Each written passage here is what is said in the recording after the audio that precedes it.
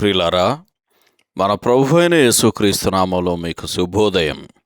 ప్రతిదినం ప్రభుతో అనుదిన ఆత్మీయ ఆహారం.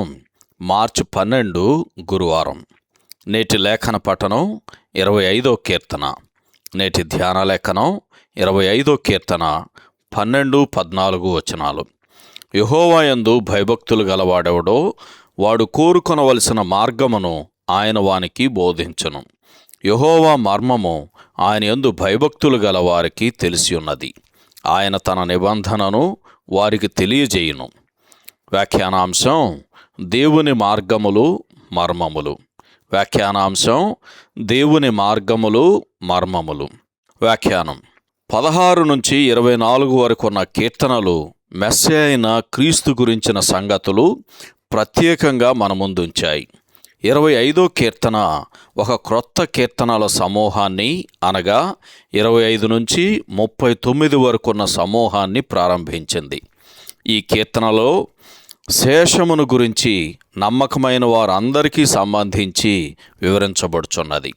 కీర్తనలు చదివేటప్పుడు మనం గుర్తుంచుకోవలసిన సంగతి ఏమంటే, కీర్తనలు కొన్ని సమూహాలుగా విభజించబడినవి. అంతేగాక వాటి గుణలక్షణాలను బట్టి ప్రతి సమూహము ఒక ప్రధానమైన అంశాన్ని వివరిస్తూ ఉంటుంది. 25వ కీర్తనలోని 2 ప్రార్థనలు గమనించినట్లయితే మనకెంతో సహాయకరంగా ఉంటుంది.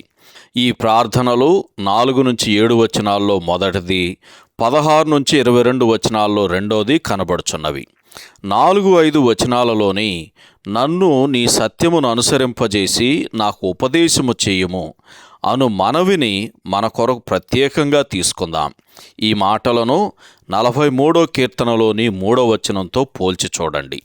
అపోస్తలుడైన యోహాను ఏర్పరచబడినదైన అమ్మ కుటుంబములోని పిల్లలు సత్యమును అనుసరించి నడుచుకొనుచున్నారని విని చాలా సంతోషించుచున్నాడు అని యోహాను 2వ పత్రిక 4వ అధ్యాయంలో చదువుతాం.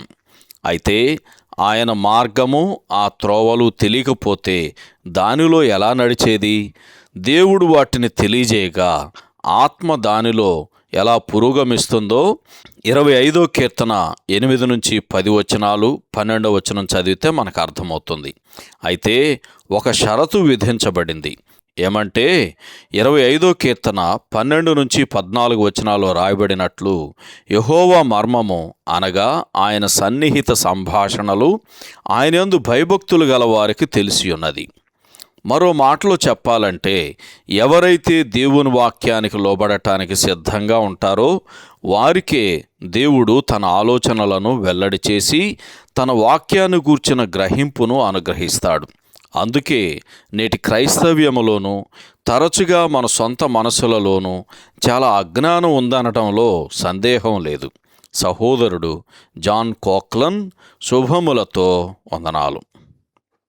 ఈ సందేశాలకు సంబంధించి కానీ బైబిల్కు సంబంధించి కానీ మీకేమైనా ప్రశ్నలు ఉంటే ఈ క్రింది నంబరుకు వాట్సాప్ ద్వారా పంపించండి.